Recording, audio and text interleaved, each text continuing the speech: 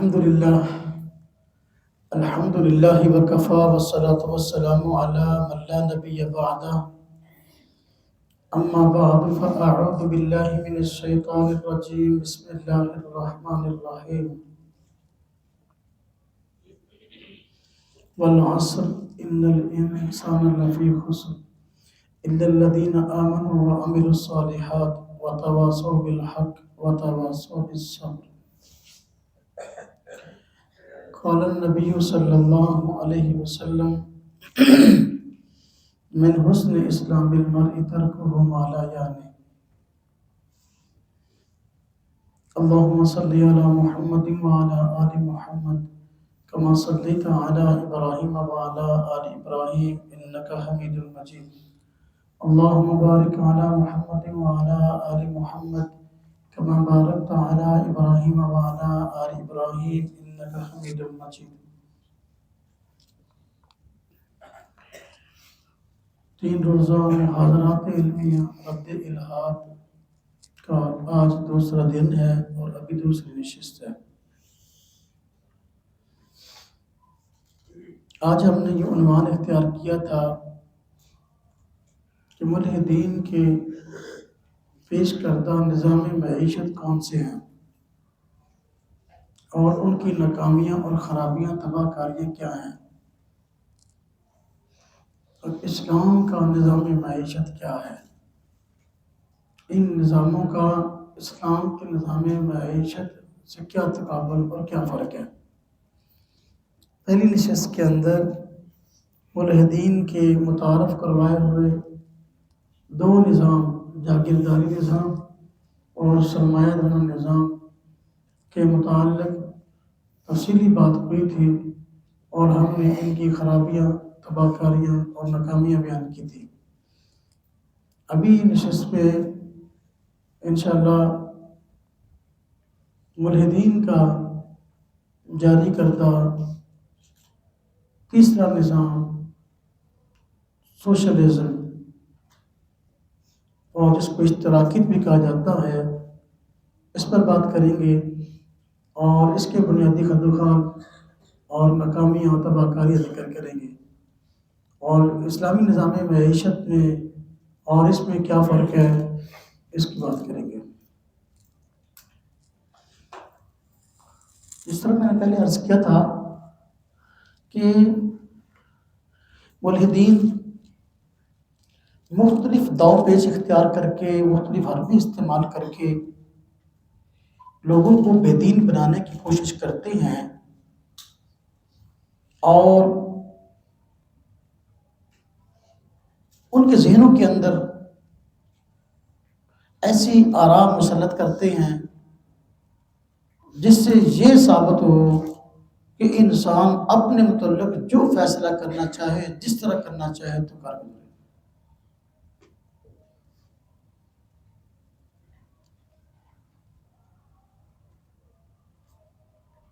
جاگیرداری نظام ناکام ہوا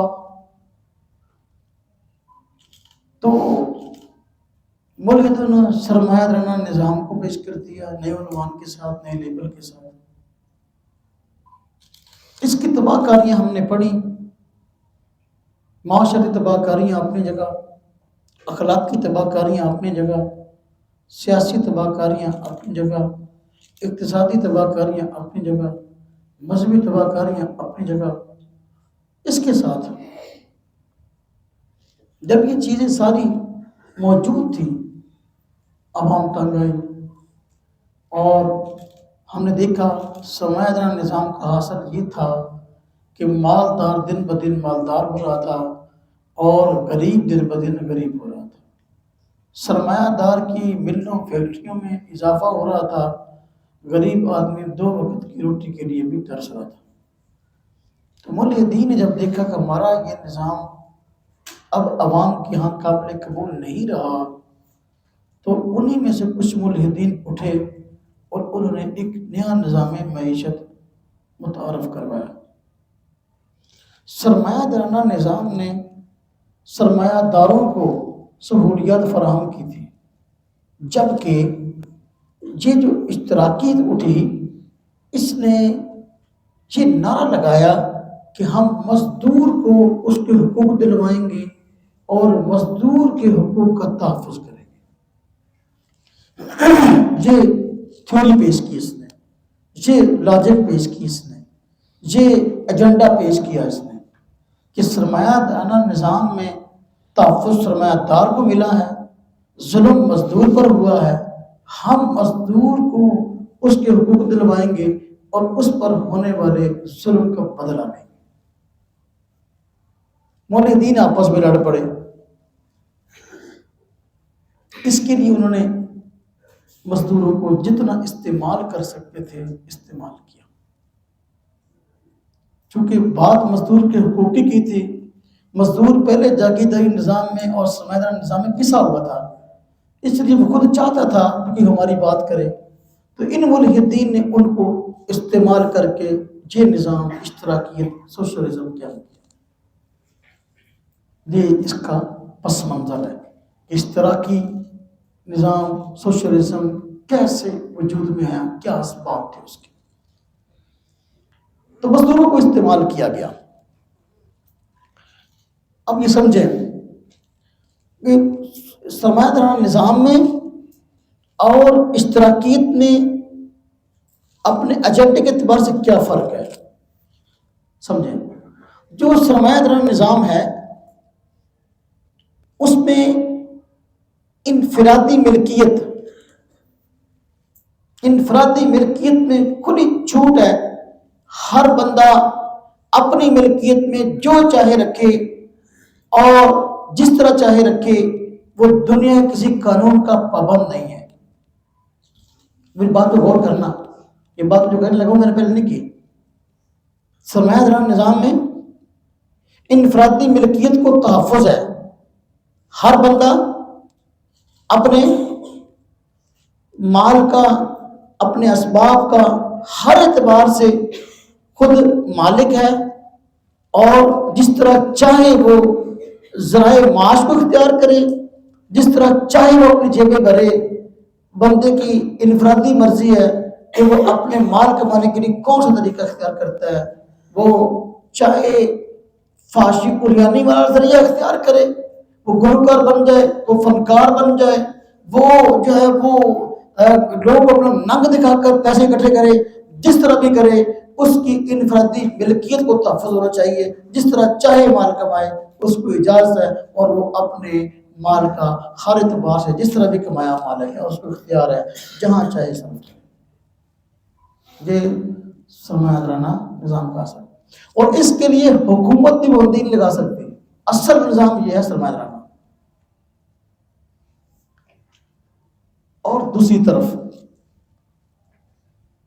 یہ جو اشتراکیت آئی، اس نے سب سے پہلے انفرادی ملکیت کی نفی کی۔ اس نے کہا کہ انفرادی ملکیت کا تصور ہی غلط ہے، سارے کے سارے ذرائع اپنا معاش اور سارے کے سارے جو قدرتی پیداوار کے سلسلے ہیں، وہ سارے کے سارے زمینیں، ہر چیز، جائیدادیں، ملیں، فیکٹریاں، یہ سب ریاست کی ملکیت ہونی چاہیے، کوئی بندہ کسی چیز کا مالک نہیں ہے۔ یہ اپوزٹ سسٹم بنا، یعنی اشتراکیت نے انفرادی ملکیت کی نفی کی، کوئی بندہ کسی چیز کا مالک نہیں ہے، جو کمائے گا وہ ریاست کا ہے۔ اچھا بھائی، جو کمائے گا وہ ریاست کا ہے، تو پھر بندے کو کی ملنا؟ کہنے اس کے ملنا روٹی کپڑا مکان۔ کیا ملنا؟ روٹی کپڑا مکان، اس کو صرف یہ ملنا ہے۔ ہاں جی، اب دیکھو طبقاتی نظام کی، میں نے عرض کیا کہ اشتراکیت نے جس پیش کی نا، ابتدا تو یہ تھی کہ ذرائع پیداوار اور جتنے بھی ہیں ذرائع معاش، جتنے بھی ہیں سارے کے سارے ملیں، فیکٹریاں، جائیدادیں، زمین، یہ سب ریاست کی ملکیت، اور بندہ ریاست کا ملازم، اور سب کو ملے گا کیا؟ روٹی کپڑا مکان۔ اچھا، تو کسی اعتبار سے بندہ مالک نہیں اس چیز کا۔ یہ اشتراکی نظام یہ اس کی ابتدا تھی. اور اصل جو ان کا ایجنڈا تھا وہ تو کمیونزم، کمیونسٹ سسٹم. کیا کہ بندہ ابتداءً تو ذاتی ملکیت سے ہاتھ دھوئے، اس کے بعد آخر کار بندہ خدا سے، دین سے، شریعت سے اور جو ہے وہ بھی ہاتھ دھوئے. اس کا بندے کا ایسے بندے کا ایسی کسی چیز سے تعلق نہیں ہونا چاہیے. اور یہی وجہ جو اشتراکیت تھی، اشتراکیت تو اس میں بنیادی ایجنڈے کے اندر یہ چیز شامل تھی کہ ہم نے نہ مذہب رہنے دینا ہے اور نہ اختیار کرنا ہے. ہم نے زبردستی ان لوگوں کو ملحد بنانا ہے، بے دین بنانا ہے. یہ بنیادی ہے. یعنی صرف انہوں نے کیا اختیار کیا تھا؟ مزدور کے حقوق کا، ڈاکہ ان کے ایمان پر، کہ ہم نے آخر کار اشتراکیت سے انتہا کرنی ہے اور کمیونسٹ پر ہم نے اس کی انتہا کرنی ہے. ہم نے ایسا معاشرہ تشکیل دینا ہے کہ جو صرف اور صرف ریاست کے ملازم ہیں اور روٹی کپڑا مکان سب کو ملے، لیکن اس کا کوئی مذہب نہ ہو، وہ خدا کو مانتا نہ ہو، کسی نبی کو مانتا نہ ہو، کسی کتاب کو مانتا نہ ہو، بس وہ صرف ہمارے تابع ہو، جس طرح ہم کہیں اس طرح کرے. یہ انتہا. انجام کار کے اعتبار سے دونوں ہی ناکام رہے. سرمایہ دارانہ نظام والے بھی اور اشتراکیت کو پیش کرنے والے بھی. تفصیل سے بعد میں بات کرتے ہیں. جو ان کا ایجنڈا تھا سرمایہ دارانہ نظام کا، اس میں وہ ناکام ہوئے. آج تک یہ پوائنٹ کی بات ہے میں رکھ لینا، آج تک کسی ملک میں، کسی معاشرے میں سرمایہ دارانہ نظام اپنی اصل روح کے ساتھ آج تک نافذ نہیں ہو سکا. اور اس طرح اشتراکیت اپنے اصل ایجنڈے کے ساتھ، اپنی روح کے ساتھ، اپنی مکمل پالیسی کے ساتھ آج تک کسی ملک میں وہ جاری نہیں ہو سکا، نہ یہ ہو سکیں گے. کیسے؟ سرمایہ دارانہ نظام میں نے عرض کیا تھا کہ انفرادی ملکیت کو تحفظ ہے. کوئی بندہ پیسے کماوے، کتوں کماوے، کدا کماوے تھا، کوئی اس کو جواب دہ نہیں ہے. آج تک یہ پالیسی جو ہے وہ کسی ملک میں نافذ نہیں ہوئی. امریکہ، برطانیہ، یورپی ممالک کے اندر سرمایہ دارانہ سسٹم تو ہے، لیکن ہر ملک نے سرمایہ داروں کو کسی اس درجے میں اپنے قانون کو بند کیا ہوا ہے. پالیسیاں آپ کر سکتے ہو، اے نہیں کر سکتے. ہم کہتے ہیں اسی نے جو ہے موت دی ہے سرمایہ دارانہ نظام کی روح. اگر آپ نے نعرہ لگایا کہ نظام ٹھیک ہے اور معاشی ترقی کا ضامن ہے تو پھر اس کو نافذ کرو نا. پھر کیوں پوچھتے ہو کہ تم نے ایسا کیا اور ایسا کیوں نہ کیا؟ یہ قانون، معاشی قانون تم نے بنائے کیوں ہے؟ پھر ہر بندے کو آزاد چھوڑو نا. اس سے معلوم ہوا یہ اتنا بڑا تباہ کن سسٹم تھا کہ جس کے ذریعے سے کوئی بندہ، کوئی بندہ بھی اس دنیا کے اندر سکون کے ساتھ جی نہیں سکتا تھا، اور دنیا کی کوئی ریاست اس ایجنڈے پر رہ کے چل نہیں سکتی تھی.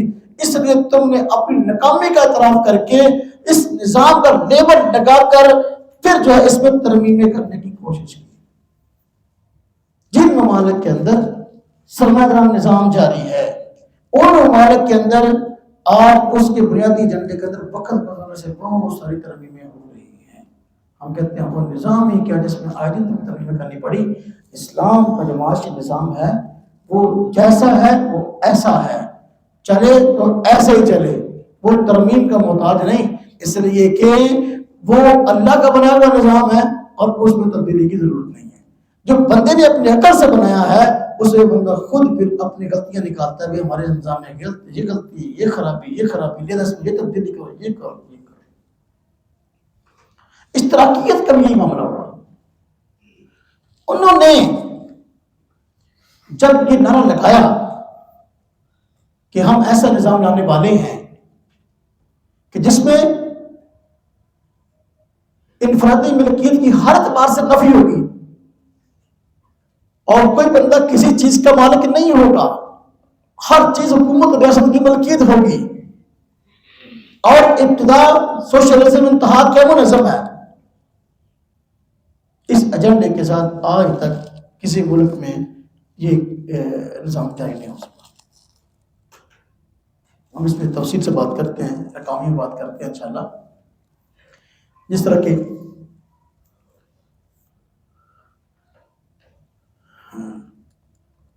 انفرادی ملکیت کو بھی لوگوں کو ماننا پڑا، حالانکہ اشتراکیت کی بنیاد انفرادی ملکیت کی نفی پر تھی۔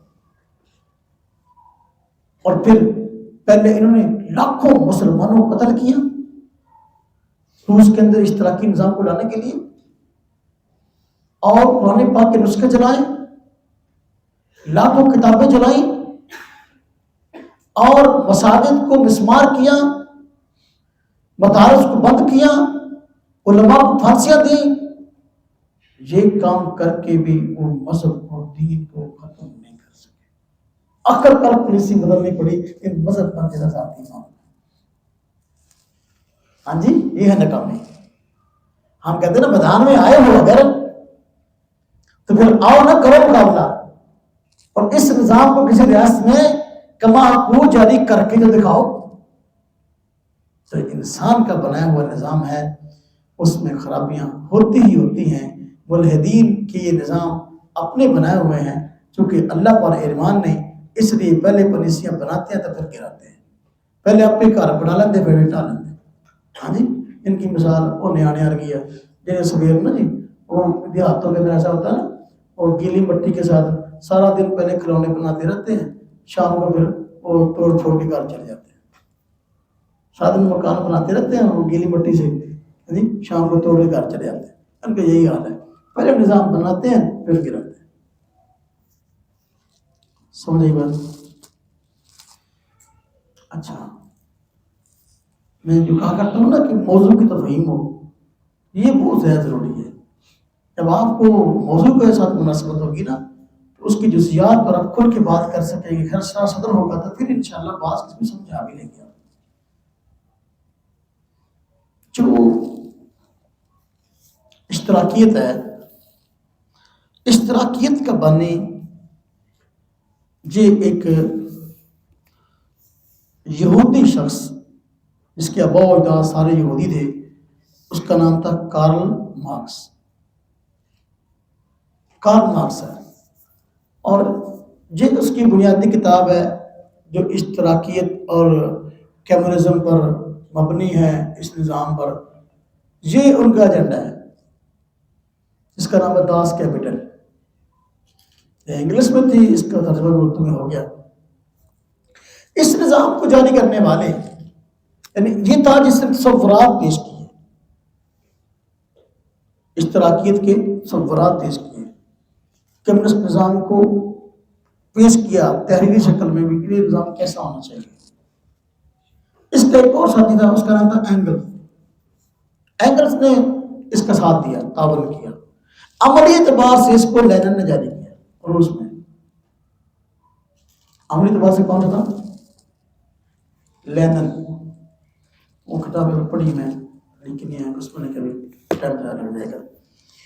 تو سب سے پہلے یہ نظام روس میں جاری ہوا، اور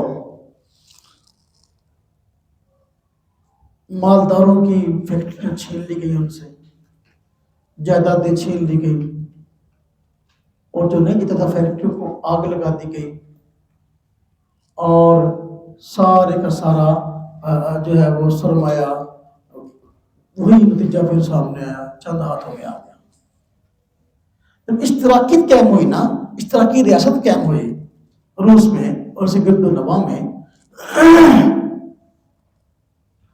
تو سرمایہ داروں سے جائیدادیں چھین کر انہوں نے اپنے قبضے میں کر لی۔ جو اس مزدور کو بھڑکایا تھا، انہوں نے کہا تھا کہ ہم تمہارے حقوق کی بات کریں گے، ہوا یہ کہ سرمایہ دار کو سرمایہ سے محفوظ کیا تو اس طرح مر گیا، اور مزدور کو یوں مارا کہ مزدور کے حقوق کی بات کی تھی تو کسان کے حقوق کی بات کی تھی. اس کسان کے ساتھ پہلا ہتھیار یہ کیا انہوں نے, پہلا ہاتھ دکھایا انہوں نے. جڑی کسی بچے کو تھوڑی بہت زمین ہے, کسی زمین کسی جائیداد, کسی کو 1 ایکڑ, کسی کو 2 ایکڑ, کسانوں کو وہ بھی کھولیں گے. جب ان سے وہ چینی, اب ان کو مطلب ہو یہ کیسے ہمارے حقوق ہے, جنہیں سارے کو 2 مرلے جگہ کسی کو بھی کھولے, ایک سارا حق ادا کر رہے بھائی. اچھا, ایک تو یہ کیا کہ ان سے کسانوں کے بعد تھوڑی بہت جو زمین ان کی ملکیت میں تھی وہ ان سے چھین لی. پھر اگلا ظلم یہ کیا مزدور پر کہ مزدور کو پیسے کمانے والی مشین سمجھ لیا, پیسے کمانے والی مشین سمجھ لیا کہ یہ کام کرے گا.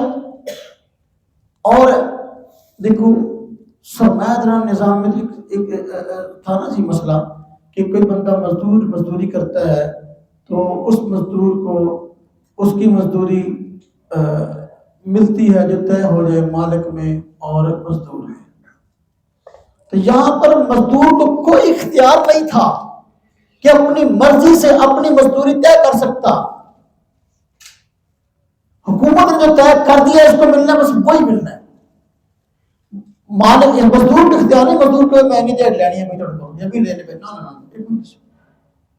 حکومت جو دے گی اس کو لینا ہے. سرمایہ دار نظام کے اندر یہ مسئلہ تھا کہ اگر سرمایہ دار ظلم کرتے, مزدور کی تنخواہ ٹائم پہ نہ دیتے یا تنخواہ کم دیتے, تو اختیار تھا اس بات کا کہ وہ اگر وہاں کام نہ کرنا چاہتے کسی اور جگہ جا کر لیتے. یہ بھی سلوک ختم. حکومت نے جس مزدور کی جس جگہ ڈیوٹی لگا دی اس نے وہی کام کرنا ہے, وہی کام کرنے پہ مجبور نہیں تھی. کوئی گھوڑی نہیں تھے ٹھار اے مزدور دے حق دیتا ہے. اچھا, سرمایہ دار نظام میں ایک مسئلہ تھا کہ اگر سرمایہ دار مزدور پہ ظلم کرتا ہے تو بے انصافی کرتا ہے تو وہ اپنے حقوق کے لیے احتجاج کر سکتا تھا. وہ روڈ بلاک کر دے, وہ ریلیاں کٹے, وہ جلوس کٹے, وہ اجازت سی. کیسے نظام سرمایہ دارانہ تھا. ایتھے یہ بھی بند جو روس نے کہتا اشتراکی ریاست نے طے کرتا اور چوتھی چین کرو یا پی کرو تو جرت نہیں ہے, احتجاج نہیں کر سکتے. ریاست کے خلاف جو بندہ احتجاج کرنے کے لیے اٹھتا گولی. لاکھوں انسان اس ظلم کی چکی میں پسے, جھانسا دیا گیا مزدور کو ہم تمہارے کو کی بات کریں گے جبکہ اس کو اپنے خاص مقاصد کے لیے استعمال کیا گیا. سمجھ آ رہی بات؟ اچھا, اور یہ نظام بھی اللہ کے ساتھ میں جنگ ہے. جس طرح سرمایہ دارانہ نظام جنگ ہے یہ بھی جنگ ہے. دیکھیں سرمایہ دارانہ نظام طبقاتی تقسیم پر مبنی تھا, وہ غلط کہ مالدار کے لیے حقوق اور غریب کے لیے اور, یہ بھی حرام, یہ بھی ناجائز. اور ادھر جو نظام تھا اس میں تھا کہ سرمایہ دار ہو یا غریب ہو سب ایکو جہاں سہولتاں, روٹی کپڑا مکان. اب دیکھو ایک بندہ ہے وہ سکول کے پیچھے سے نہیں گزرا, ان میں 2 روٹیاں. ایک بندہ پڑھ لکھ کے 20-22 سال لا کے بیچارہ وکیل بنیا, ان میں 2 روٹیاں ملنیاں شام. ایک بندہ 20 سال لا کے ڈاکٹر بنیا, MBBS بنیا, ان میں شام 2 روٹیاں ملنیاں. ہاں جی, ایک بندہ بیچارہ انجینئر بنیا, ساری زندگی انہیں کھپائی اپنے تجربات کے, ہاں جی, ان میں ملنیاں 2 روٹیاں. لیکن تسی میں دسو بھائی کیا یہی انصاف ہے کہ ڈاکٹر نے بھی شام کو 2 روٹیاں تو وکیل نے بھی 2 روٹیاں, جڑا ایک کلاس میں نہیں پڑھے ان میں 2 روٹیاں ملنیاں. اب کیا ہوا, انسانیت کے مراتب کی تقسیم ہی ختم ہو گئی, یعنی سب کچھ جانور سمجھ دیا گیا. ایک کھرلی دے بچیاں ایک باڑے چ بنی ہوئی مجھا ہوں نا, پٹھے وڈو ساریاں وہی پا, جی دودھ دینی ہے انہوں نہیں دینی انہوں بھی, ہاں جی, جی 5 کلو دودھ دینی ہے انہوں بھی نہیں ਉਹਦੀ ਚਾਰਾ ਜਿਹੜੀ 10 ਕਿਲੋ ਦਿੰਦੀ ਉਹਨੂੰ ਵਿਚਾਰੇ ਨਹੀਂ ਦਿੰਦੀ, ਉਹਨੂੰ ਵੀ नहीं। एक खुली तो बनिया साझे खा रही। ये था इस तरह की निजाम। रोटी कपड़ा मकान का नारा लगाकर इंसान को कहां से कहां लाकर बदतर, इंसान जानों से बदतर बना दिया। लोग परेशान हो गए। वैसे एक जाल चो फंसे निकले से दूसरे च फंस गए। मजदूरों बेचारे ने कुर्बानियां दित्तियां, जाना दित्तियां, सरमायादार के खिलाफ उन्हें इस्तेमाल किया गया फैक्ट्रियां के कब्जे करने वास्ते, फैक्ट्रियों को कब्जे, फैक्ट्रियों को आग लगाने में इस्तेमाल किया गया। वो जब इस निजाम में आए उन्होंने देखा यार ये तो सीधा न सिर्फ ये कि हमारी इंसानियत पर हमला है, हमारे मकाम मरने पर हमला है, हमारी अपनी जायदादें जो कुछ थोड़ी बहुत हमारे पास थी वो भी छीन ली गई है और हमें एहतजाज का हक भी हासिल नहीं है। ये कैसे हमारे हकूक की जान है। अच्छा, अब ये इस तरह के को समझे हुआ क्या, भागे थे सरमायादार निजाम से। हाँ जी, कि सरमायादार सरमायादार सरमायादार जो है ये अपना माल को हथियाते हैं, माल को उड़ाते हैं, इनको गरीबों की कोई परवाह नहीं है। यहां क्या हुआ, बड़ी सरमायादारी कायम हो गई। क्या हुआ, बड़ी सरमायादारी कैसे कि जिन्हें सी ना जो थे ना रियासत के करिंदे यानी हुकूमत का हिस्सा बन गए लोग, कोई वजीर, कोई मशीर, कोई गवर्नर, कोई किसी की नाज़म या कुछ जो किसी के हुकूमत के करिंदे, इनको सहूलतें थी सरमायादारों से भी कहीं ज्यादा। इनकी तनख्वाहें थी लाखों के अंदर और इनके पास सहूलतें, गाड़ियां और फलां जायदादें इनको बड़ी बड़ी नीलाम कर दी गई। और सारी जिन्हें फैक्ट्रियां सी इन्होंने कब्जे हो गए। ये तो कारण मौजा तो मजदूर ने मिलनी 2 रोटी। अब यानी गया कि सरमायादार निजाम से भागे थे, यहां आकर उससे बड़ी सरमायादारी में फंस गए। कहने कहते हैं बारिश तो बचिया ते पन्ना वाले थले आ गया। समझ आई बात, मीह तो बचन लगा, जरा दौड़ा आया तो पन्ना थले खड़ गया। हम दसो भी बचना उन्हें मीह तो, बल्कि उन्होंने ज्यादा शक्ति आ पाना। वो बेचारे मजदूर जी हाल जी हाल हुआ।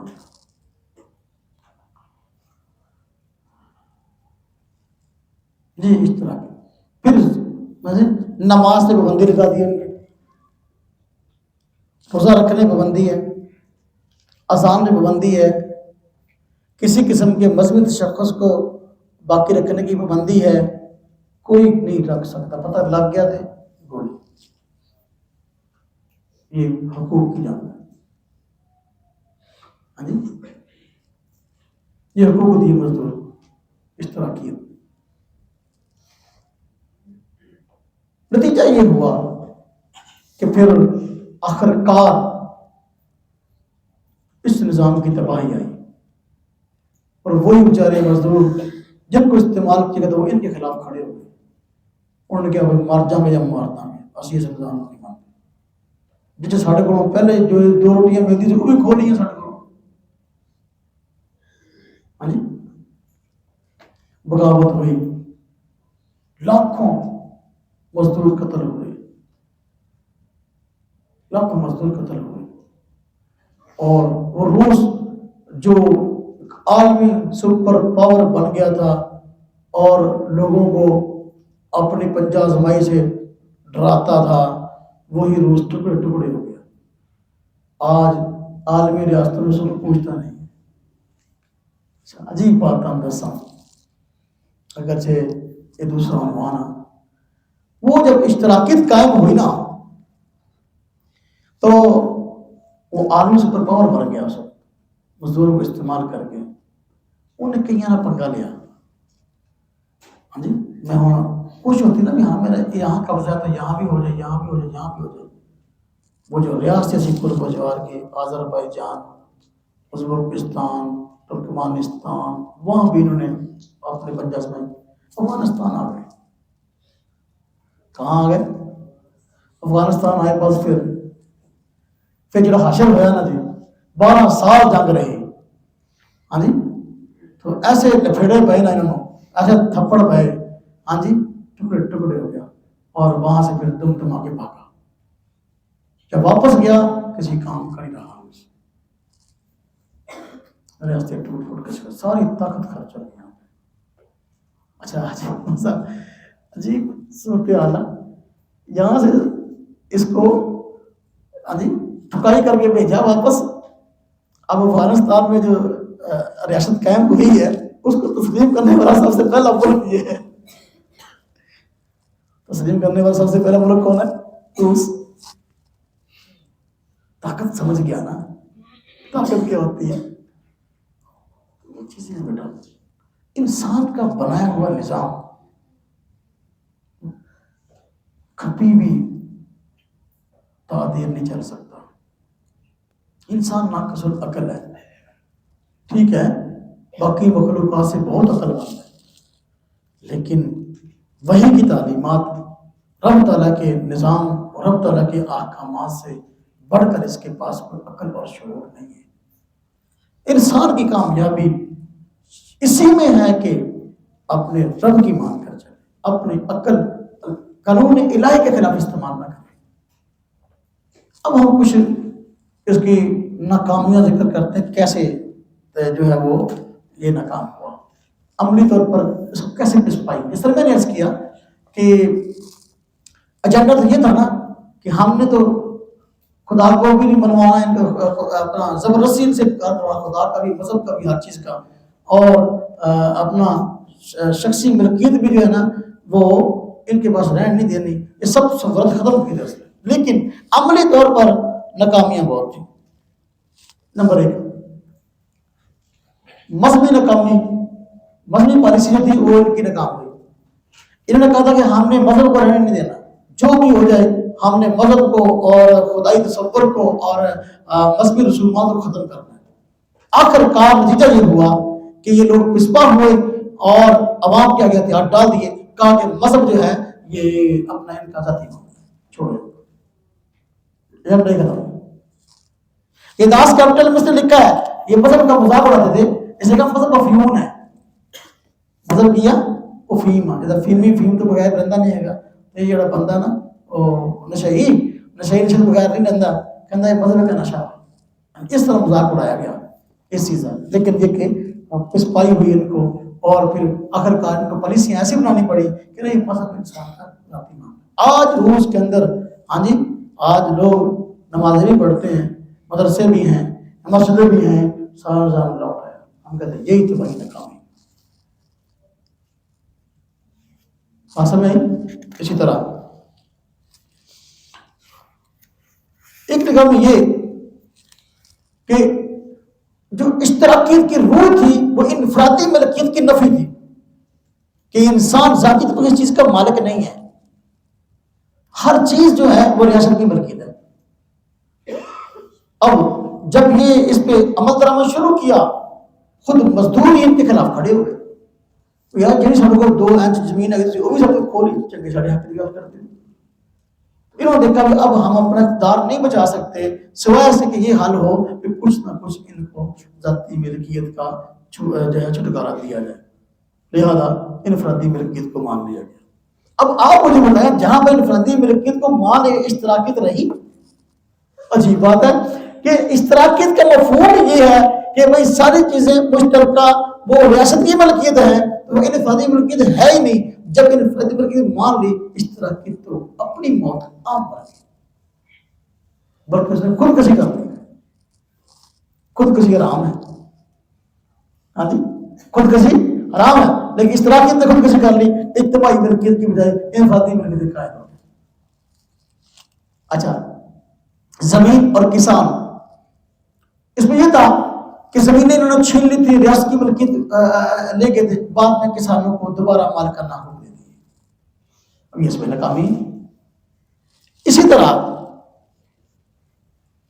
طبقاتی معاشرہ، انہوں نے کہا تھا کہ ہم نے طبقاتی تقسیم ختم کرنی ہے. اس معاشرے کے اندر جس طرح سرمایہ دار نظام میں تھا کہ سرمایہ دار جو ہے اس کی سنی جاتی تھی، غریب کی نہیں سنی جاتی تھی، سرمایہ دار کو تحفظ تھا، غریب کو تحفظ نہیں تھا، تو ہمیں تقسیم ختم کرنی ہے، ہم نے سب کو ایک جیسے کرنا ہے۔ ہماری اس ریاست میں سارے ایک جیسے ہیں، کوئی بندہ مل آ رہا چھین لو، بس انسان ہے، اس کو بھی 2 روٹیاں ملنی ہے، اینو 2 روٹیاں ملنی ہے، تب قائد تقسیم ختم کریں گے، ایجنڈا تھا لیکن ناکام ہوا۔ آخر کار ان لوگوں نے طبقہ تقسیم کو بھی تسلیم کر لیا اور دوبارہ جو ہے سرمایہ داروں کو ان کے تحفظات فراہم جی اور بتائیں جس بنیادوں پر یہ کام ہوئی تھی وہ بنیادیں کہاں قائم رہی۔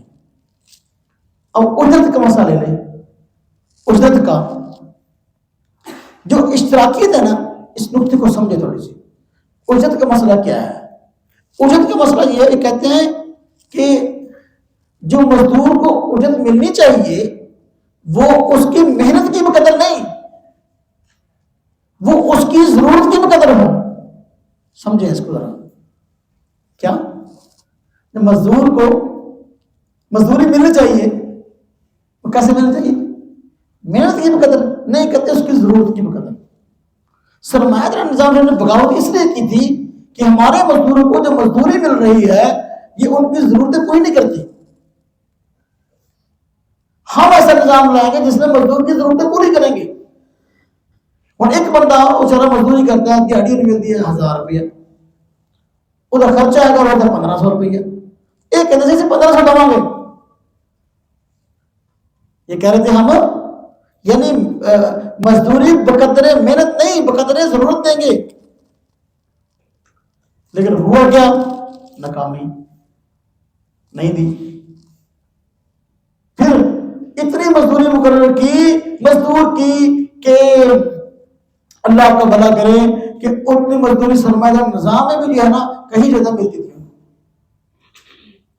یعنی اس سے بھی جاتے رہے، تو آخر کار دوبارہ پھر یہ چیزیں کو تسلیم کرنی پڑی۔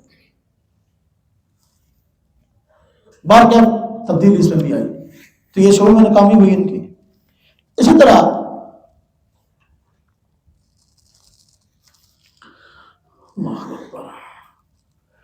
ان کا ایجنڈا تھا، کارل مارکس نے لکھا ہے کہ یہ نظام پوری دنیا میں جاری کریں گے ہم، عالمگیر اشتراکیت ایجنڈا تھا۔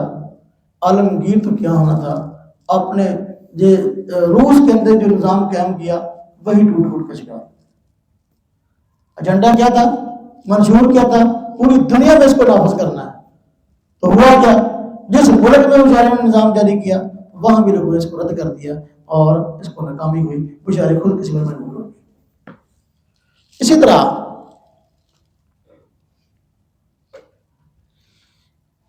سامراجیت کی نفی، سامراجیت کیا تھا؟ بہاری چند ایک لوگوں کے ہاتھوں میں جو ہے وہ سمجھدار نظام کے اندر یہ نظام تھا کہ چند لوگ کرتا کرتا تھے پوری نظام کے، تو لہذا جس کی وجہ سے سرمایہ دار کو تحفظ ہو رہا تھا اور غربا بیچارے پیچ رہے تھے۔ یہ میدان میں آئے، انہوں نے کہا ہم اس کی نفی کریں گے، ایسا نہیں ہو کہ چند لوگ ڈکٹیٹرشپ اختیار کر کے جو ہے وہ عوام پر اس طرح نظام مسلط کریں کہ بس وہی کرتا رہے، عوام کا اختیار نہ ہو، بلکہ عوام خود ان مشوروں میں شریک ہوگی کہ ہماری ریاست کا نظام کیا ہوگا، سارے آپ کو پوچھ کیسے چلنا۔ لیکن بات کی ہے ہاں جی پوچھ رہا تھا کہ ذرا بولتا بھی سکھانا، ان گولی مار کہتے ہیں ہمارے نظام کا باغی ہے، پتہ کرو اس کو۔ بات سمجھ میں آئی جی؟ اچھا، جس سرمایہ دار نظام کے خلاف یہ کھڑے ہوئے تھے اور اعلان بغاوت کیا تھا، اس نظام کے ساتھ بات میں نے سمجھوتا کر لیا۔ آج دیکھیں جو سرمایہ دار نظام کے حامی ممالک ہیں، امریکہ، برطانیہ وغیرہ، کیا یہ اشتراکی ممالک جو ہیں ان کے ساتھ لین دین کر رہے کہ نہیں کر رہے؟ کر رہے ہیں، ان سے مختلف آ رہے ہیں، سب کچھ ہو رہا ہے، سمجھوتا ہو گیا، سنا ہوگی یہ ناکامی۔ باقاعدہ لاکھوں مزدوروں نے جانت اس لیے دی تھی کہ ہم اس نظام سے بغاوت کرتے ہیں، ان کا حصہ نہیں بننا، آج حصہ بنا۔ سمجھ آئی؟ اسی طرح اور بہت ساری ایسی بنیادی چیزیں ہیں جو اس کی ناکامی کا باعث ہے، اشتراکیت کی۔ تو ایک بات عرض کروں، کوئی بھی نظام جب رائج ہوتا ہے نا اور اس کو عالمی سطح پر نافذ کرنے کی کوشش کی جاتی ہے تو اس کو نافذ کرنے کے لیے ان کو اپنے ایجنٹوں کی ضرورت ہوتی ہے. اس کے ذریعے وہ جاری ہوتا ہے. یہاں پر ہمارے ملک پاکستان میں، ہندوستان میں، بنگلہ دیش میں بھی اس کی جو ہے نا وہ کوشش کی گئی تھی. جو ان کی کوشش تھی افغانستان پر قبضہ کریں گے، ہاں جی، پھر ان علاقوں کو ساتھ ملا کے سارا اس طرح کے دھیان لائیں گے. بھٹو کے دور میں یہ کوشش ہو رہی تھی تو بھٹو صاحب بھی بیچارے متاثر ہوئے تھے اس نظام سے. انہیں بھی کوشش فیکٹریاں پھونکیاں کھوئیاں سی سرمایہ داروں کو. ہاں جی، اس لیے پیپلز پارٹی کا ایجنڈا ہے روٹی کپڑا مکان، وہ ایجنڈا وہیں سے متاثر شدہ ہے. دار کیا ہم یہ نہیں کہتے کہ وہ اس کے سرمایہ داروں کے ایجنٹ تھے. بس اوقات بندہ کسی بات کو نہ سمجھنے کی وجہ سے بھی اس کا شکار ہو جاتا ہے. بس اوقات بندہ کسی چیز کا غلبہ ہوتا ہے نا تو اس کی افواہ عام ہوتی ہے تو بندہ کہتا ہے یار یہی ٹھیک ہے، تو بندہ وہ کہہ کے چلتی ہوا کی نظر ہو جاتا ہے اور ان کے ساتھ ہی جو ہے نا وہ بہ جاتا ہے. شاید کچھ اس طرح ہوا. بار کیا اللہ کا شکر ہے یہاں اس طرح کی نہیں آ سکی، اس لیے کہ ہمارے ملک پاکستان کی ریاست کا جو آئین ہے وہ اسلامی ہے.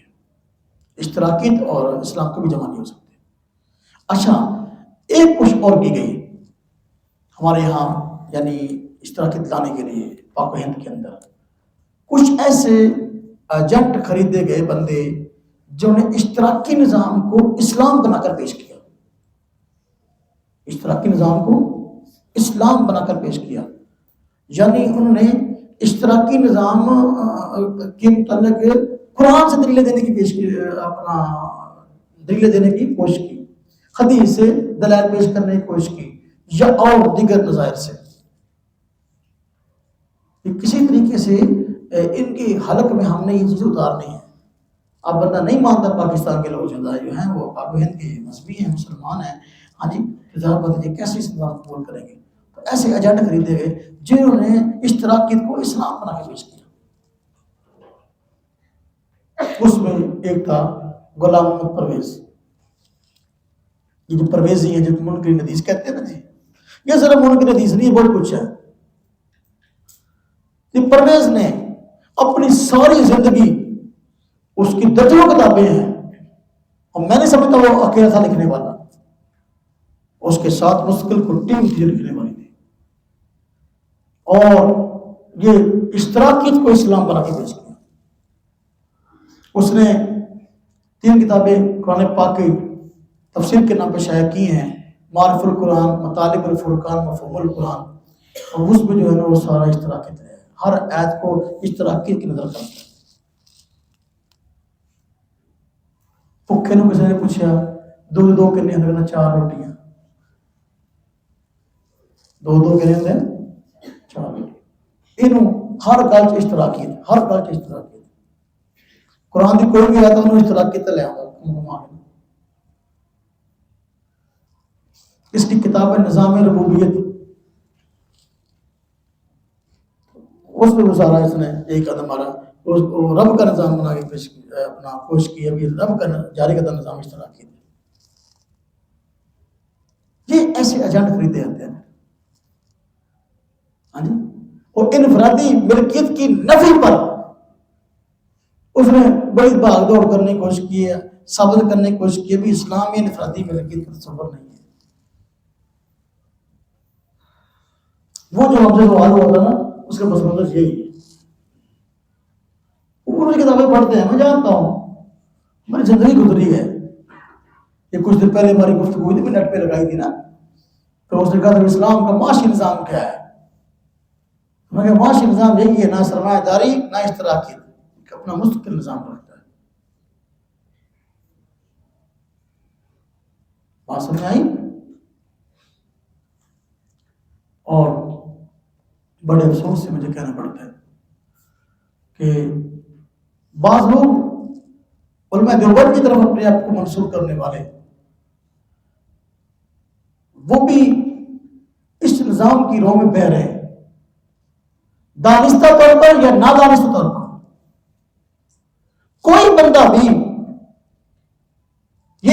غور کرتا ہے، اس ایجنڈے پہ آتا ہے، ظاہر بات ہے ہمارا اس کے متعلق پرسنل نظام قائم نہیں رہے گا۔ ایک جماعت جس کا نام فکر ولی اللہ ہے، وہ آج قائم ہوئی ہے، اور حضرت رائے پیر رحمۃ اللہ علیہ کی نسل سے ہے۔ انہوں نے حضرت شاہ ولی اللہ اور مولانا عبید اللہ سندھی، ان دو حضرات کو سامنے رکھ کے، ہاں جی، ان کے یا تو مبہم افکار کو یا تفردات کو سامنے رکھ کے اس پہ تحریک کی بنیاد رکھی، اس کا نام فکر ولی اللہ ہے۔ ایجنڈا یہ کہ ہم نے اشتراکی نظام کی حمایت کرنی ہے، اس کو جاری کرنا۔ تو میرا اپنا یہ کام کرے، میں پھر بھی نفی کروں گا، کوئی پرایا کرے مطلب بھی کروں گا۔ بات سمجھ آئیے؟ ہاں، کسی بھی راستے سے آئے نا گمراہی، ہم نے تو الحمدللہ اس کا سد باب کرنا ہے۔ اور ہمیں دیوبند کی یہ خاصیت ہے کہ الحمدللہ یہ بغیر سے لگی لپٹی کے سیدھی بات کرنے کی آتی ہیں۔ تو فکر بڑی الائی والے پیش کرے، پرویز پیش کرے، کوئی بھی پیش کرے، ہم اشتراکیت کی نفی کرتے ہیں اور کرتے رہیں گے۔ اور اشتراکیت یہ اللہ کے رسول اعلان جنگ ہے۔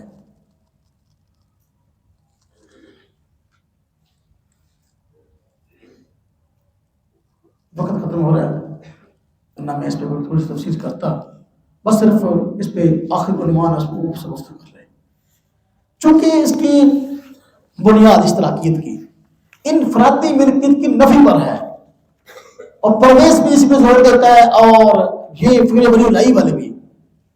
تو اس پہ تھوڑی سی گفتگو کر لیتے ہیں، کیا اسلام میں انفرادی ملکیت کا تصور ہے کہ نہیں ہے؟ ہاں جی، اسلام میں انفرادی ملکیت کو باضابطہ تسلیم کیا گیا، مانا گیا، اور باقاعدہ اس کے مطابق آگے شرعی احکام تفصیل سے قرآن کریم میں بیان کیے گئے، حدیث پاک میں بیان کیے گئے۔ خلفائے راشدین نے پوری دنیا کے اندر نظام خلافت جو قائم کیا تو اسی کی بنیاد پہ کیا۔ قرآن کریم کی بات کرتا ہوں، قرآن کریم کے اندر آپ جانتے ہیں وہ کہتے ہیں کہ وسائل پیداوار جو ہے یہ تو اس کی ملکیت ہے ریاست کی، تو لہذا اس سے معلوم ہوگا کہ انفرادی ملکیت کا بالکل غلط ہے۔ یہ زمین جو جس کے پاس ہے اس کا وہ مالک ہے، ریاست کی ملکیت نہیں ہے۔ مجھ سے سوال ہوا تھا اس مباحثے میں جب کہا گیا کہ آپ انفرادی ملکیت کی بات کرتے ہیں، کہاں ثابت ہے؟ میں نے کام فارم بات کی تھی، ایک ہے میں قرآن کے دلائل پیش کروں اپنی جگہ، حدیث پیش کروں اپنی جگہ۔ میں نے اگر اسلام میں انفرادی ملکیت تصور نہیں ہے، میدان میں آ جاؤ، ایک عام فارم بات میں نے کی تھی، اب بھی کرتا ہوں۔ سب تو پہلے جی تھوڑی ملکیت کے زمین آ، کسی کو کلا ہوا، کسی کو 2 کلے آ، کسی کو 10 مرلے کا پلاٹ اپنا، وہ تو کٹو نا اپنی ملکیت چ آؤ میدان میں۔ یہ تو نہیں کہ ہوں تھی اپنے زمین لائی پھر ہو، جد اپنے نال لوائی ہوئی لوگوں اپنا تبلیغ کرتے پھرو، اسلام میں انفرادی ملکیت تصور نہیں ہے، تھی کیوں مالک بنے بیٹھے ہیں؟ تھی اتنا کرو جہے تھوڑے نام پلاٹ آ تھوڑی زمین ساڑے نام لوا دو، پہلے کام تو یہ کرو۔ دیکھو نا، ایک چیز تمہارے کو اسلام کے خلاف بھی ہے اور پھر بھی جو ہے وہ تم اس پہ عمل کی بیٹھے ہو، اللہ کی بندو بھائی عمل تو اپنے گھر سے شروع کرو نا۔ پھر تحریک تو تب برپا ہوگی، بندہ پہلے خود عمل کرے پھر آگے اس کو آگے پہنچائے نا۔ سب تو پہلے جڑے تھوڑے گھر آ، تھوڑے پلاٹ آ، تھوڑی زمین آ نا، یہ ساڑے نال ہو، اور کیا مت آ سکتی ہے نہ پرویزی اپنے نال لوا ساڑے نال لوا سکتے ہیں، اپنی ملکی جو کلے نہیں کر سکتے ہیں نہ جڑے اسے فکر دے بس کھوتا جڑے تھوڑے پھرتے کر سکتے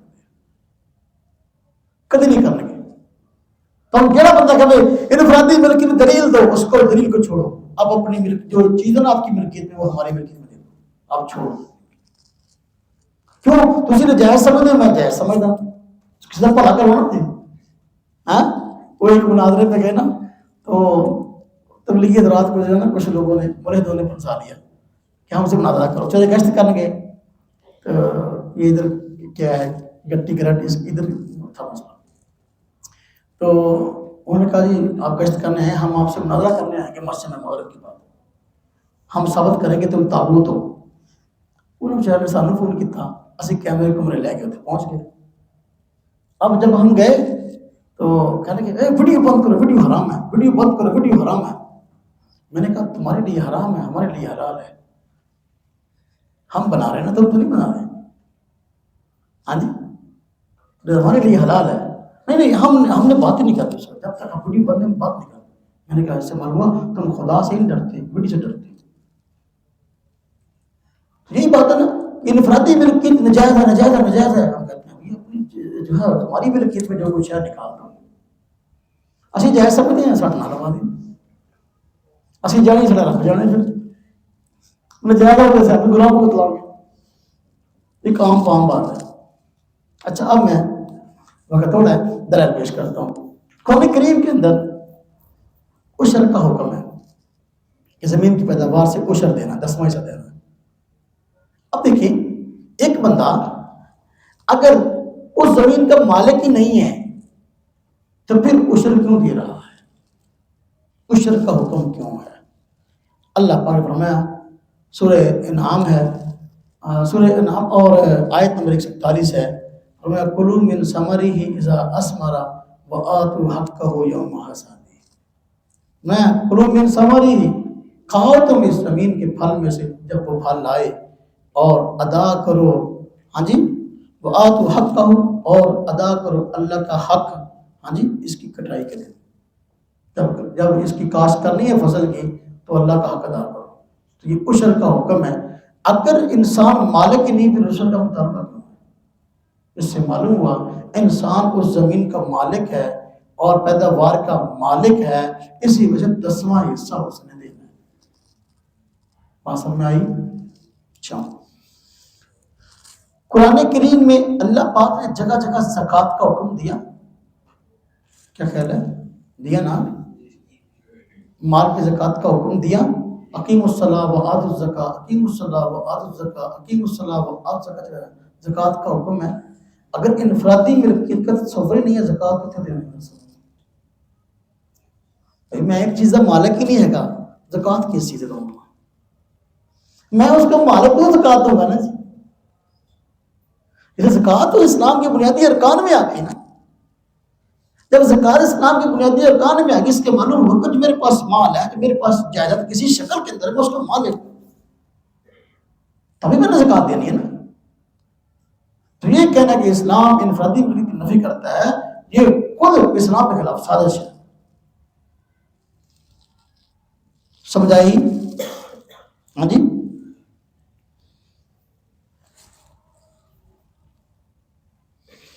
انسان گھر کا مالک ہے کہ نہیں ہے؟ قرآن کہتا ہے، دیکھیں سورہ بقرہ ہے، بلکہ یہ دوسری آیت ایک اور بھی ہے عشر پر، وہ دیکھ لیں پھر میں آگے بات۔ یا ایھا الذین آمنوا انفقوا من طیبات ما کسبتم ومما اخرجنا لکم من الارض، یہ بھی دلیل ہے کہ زمین کا مالک ہے۔ میں اے ایمان والو، سورہ بقرہ آیت 267، اے ایمان والو اپنی پاکیزہ کمائیوں میں اور ان چیزوں میں سے جو ہم نے تمہارے لیے زمین سے نکالی ہیں خرچ کرو، ما کسبتم مما اخرجنا لکم من الارض۔ اب دیکھو زمین جو پیداوار نکالتی ہے تو اس میں سے خرچ کرو، اب جو اس کا مالک نہیں تو وہ کیسے خرچ کرے گا؟ تو یہ انفرادی ملکیت کی خاص سرسراد کہ بندہ زمین کا مالک ہے، گھر کا مالک ہے۔ قرآن پاک میں فرمایا گیا سورہ نور آیت نمبر 27، یا ایھا الذین آمنوا، اے ایمان والو، لا تدخلوا بیوتا غیر بیوتکم، اے ایمان والو نہ داخل ہوگو تم دوسروں کے گھروں میں اپنے گھروں کے علاوہ۔ بیوتکم کا مطلب ہے تہاڈے گھر، اگر تسی مالک ہی نہیں اس گھر دے تو بیوتکم کا مطلب کیا خیال ہے؟ ہاں جی، غیر بیوتکم، حتی تستانسوا وتسلموا علی اہلہا، میں اے ایمان والو دوسروں کے گھروں میں داخل نہ ہوا کرو، اپنے گھروں کے علاوہ جن کے تم مالک ہو اس میں تو بغیر جو ہے وہ اجازت کے جاؤ، تمہارے اپنے، لیکن جو تمہارے گھر نہیں ہے تو اس میں جانے سے پہلے اجازت مانگو۔ تو اس سے معلوم ہوا کہ بندہ اپنے مقام کا خود مالک ہے۔ اگر مالک نہ ہوتا تو اللہ پاک یوں فرماتے غیر بیوتکم، غیر بیوتکم فرمانے کا مطلب یہی ہے کہ بندہ واقعی جو ہے وہ اپنے مکان کا مالک ہے، ذاتی ملکیت کی، انفرادی ملکیت کی تائید ہو رہی ہے۔ حدیث پاک میں فرمایا گیا، یہ حدیث سنن ابی داؤد میں ہے، کتاب الخراج میں، باب فی اقطاع الارضین، اس میں نبی کریم صلی اللہ علیہ وسلم نے ارشاد فرمایا ان القوم اذا اسلموا احرزوا دماءهم واموالهم، فرمایا کہ کوئی بھی قوم جو غیر مسلم تھی جب مسلمان ہو جائے تو اس نے اپنے خونوں کو اور اپنے مال کو محفوظ کر لیا۔ اپنا مال، اگر بندہ مالک ہی نہیں ہے اس کا تو اپنا مال کہاں سے آ گیا؟ ہاں جی، معلوم ہے انفرادی ملکیت موجود ہے۔ اموالہم، ایک زمین بنجر ہے، آپ نے پڑھا تھا نا کتاب احیاء اموات، ہاں جی، بنجر زمین کو جو ہے وہ آباد کرنے کے مسائل، تو اس کے اندر حدیث میں آیا، یہ حدیث بخاری میں بھی ہے، سنن ابی داؤد میں بھی ہے اور نسائی شریف میں بھی ہے، تو اس کے اندر فرمایا گیا، اما عائشہ صدیقہ رضی اللہ تعالیٰ عنہا سے روایت ہے کہ نبی کریم صلی اللہ علیہ وسلم نے فرمایا من عمر ارضا لیست لأحد فهو احق بها، فرمایا کہ جس نے کسی زمین کو آباد کیا جو کسی کی ملکیت میں نہ تھی تو وہ اس کا زیادہ حقدار ہے، یعنی بنجر زمین اس نے آباد کیا اس کا مالک اس کا۔ اگر انفرادی ملکیت کا تصور ہی نہیں ہے تو زمین اور اس کی پیداوار ساری ہے ہی ریاست کی، تو پھر حقدار کہاں سے آ گیا؟ آگے ہم عروہ فرماتے ہیں، قال عروہ قضا به عمر فی خلافته ہی، حضرت عمر رضی اللہ تعالیٰ عنہ نے اسی کے مطابق اپنی خلافت میں فیصلہ فرمایا، قانون بن گیا تھا کہ جو بندہ جس بنجر زمین کو آباد کرے گا تو اسی کی ہے، اس کا مالک ہے۔ انفرادی ملکیت اگر نہ ہوتی اسلام میں اور عمر رضی اللہ تعالیٰ عنہ یہ قانون کہے جاری کرتے جی۔ حضرت جابر رضی اللہ عنہ سے روایت موجود ہے، مسند احمد میں، ترمذی شریف میں، نسائی میں، ابن حبان میں بھی ہے، فرماتے ہیں ان نبی صلی اللہ علیہ وسلم قال من احیا ارضا میتتا فہی لہ، جس بندے نے بنجر زمین کو آباد کی تو اسی کی ہے۔ آپ بتائیں تو اس کے انفرادی ملکیت اسلام میں نہیں ہے تو پھر مالک کیسے بن گیا اس کا؟ خیر یہ نقطہ جی مسند احمد جی اور دیگر کتابوں میں، ترمذی میں ہے، نسائی میں ہے، ابن حبان میں ہے۔ اب ایک بات اور سمجھیں، ہم اپنے اختتام کو پہنچ رہے ہیں، میں نے کہا کہ ہمارے پاس دلائل زیادہ ہیں، وقت تھوڑا ہے، دلائل زیادہ ہیں، وقت تھوڑا ہے۔ ایک نقطہ جو بنیادی سمجھنے کا ہے، ہماری پاک و ہند میں مختلف مزدور تنظیمیں کام کر رہی ہیں، مختلف مزدور تنظیمیں کام کر رہی ہیں، فلاں لیبر پارٹی اور فلانا مزدور پارٹی اس نام سے۔ یہ جتنی مزدور پارٹیاں ہیں یہ ساری کی ساری روس کی ایجنٹ ہیں، جن کے لیڈر ہیں۔ میں عام بندے کی بات نہیں کرتا، عام بندے بیچارے ڈوما چلاؤ دیا وہ تو بیچارے ہوندے سیدھے سادے اور انہوں نے چاہنے نہ کہنا لگے، انہوں تو یہ ہوندہ بھی سانو ساڈا حق مل جائے، اگر سانہ کو زیادتی ہو رہی تو اسی اپنا حق لے لئیے، لیکن پچھلے لیڈر ہیں نا جی وہ سب روس کے جو ہے نا وہ ایجنٹ ہیں اور ان سے مال کروڑنے والے ہیں، اور اشتراکی مالک ایجنٹ ہے۔ اشتراکی مالک باقاعدہ وہ اس طرح کی تنظیمیں بنواتا ہے اور پھر ان کو مال دیتا ہے کہ یہاں ان کو بڑھکاؤ تاکہ مستقبل میں کبھی بھی ہم اشتراکی لا سکیں۔ ہمارے مسلمان جانے انجانے بس اوقات ان مزدور کو جماعتوں کا حصہ بن کے جو ہے وہ کام کرتے ہیں جو ایک مسلمان کی شہنشاہ ہے. اس بات کا خیال رکھیں. جانے انجانے بندہ کسی بھی ملحد تحریک کا حصہ نہ بن جائے. اب یہاں لیبر قومی موومنٹ کے نام سے ایک مزدوروں کی جماعت ہے، ہمارے حلقے میں اس نے کام کیا. میں اس کی کرتوت بتاتا ہوں. عبد القیوم کے نام سے شخص تھا، اس نے الیکشن بھی لڑا ہمارے اس علاقے میں. ہاں جی ووٹا جنیا پائیاں تھے الگ الگ کنیا پائیاں. ہاں جی اب وہ فیکٹریاں لگا کے بیٹھا ہے. کہاں سے پیسے آئے اس کے پاس؟ اور مزدور تنظیمیں جو ہیں یہ میں نے خود ان کی کتابیں میرے پاس پڑھی، اتنے رسالے پڑھے ہیں جو مانا رسالہ نکالتے ہیں. وہ رسالے سارے میں نے خریدے اور اس کو پڑھا. اس میں کیا لکھا ہوا؟